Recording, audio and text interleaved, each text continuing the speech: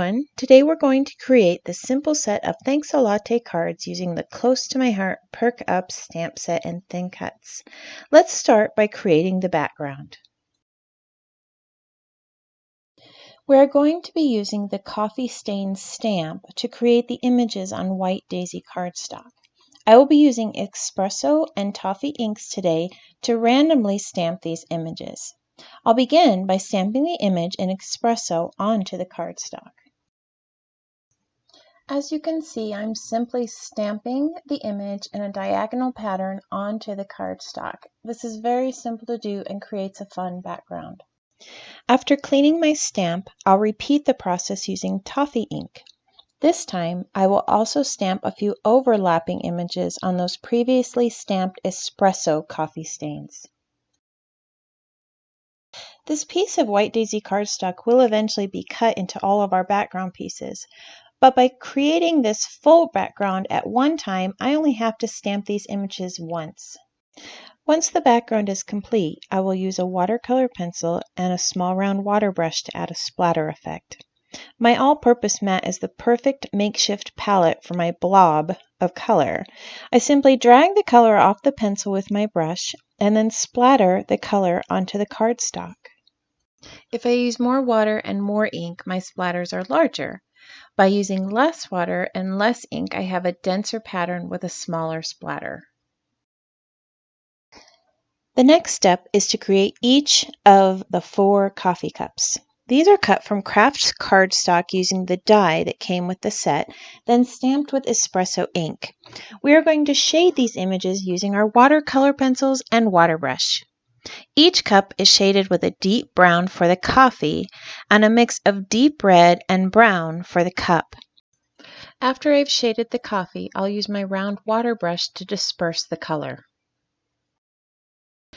Once again, I've used my all-purpose mat as a makeshift palette to mix the 2 colors I need for the cup. Now I will begin shading the edges of the cup. This is a simple way to add color to any of your stamped images. Once I've finished and it has dried, I'll add some liquid glass to the top to enhance the look of the coffee. Liquid glass is a great way to add a glossy effect to any image. The cup wraps are stamped using a second-generation stamping technique with sapphire ink. If you've never used this technique, stop by my VIP page to learn about my Stamping 101 class. After they've been stamped, they are hand-cut and ready to put onto the cards. Speaking of cards, are you ready to start assembling?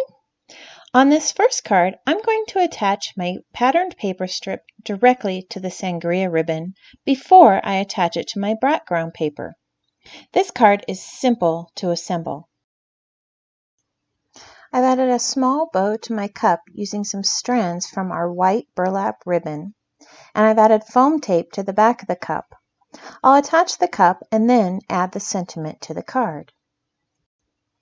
I've added a few dots of red stickles, and card 1 is all done.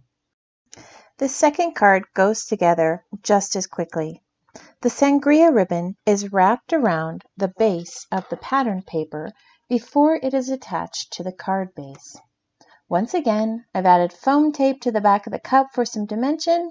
I add the sentiment, some red stickles, and my second card is complete. Our third card is a horizontal card with a strip of pattern paper and ribbon straight down the middle.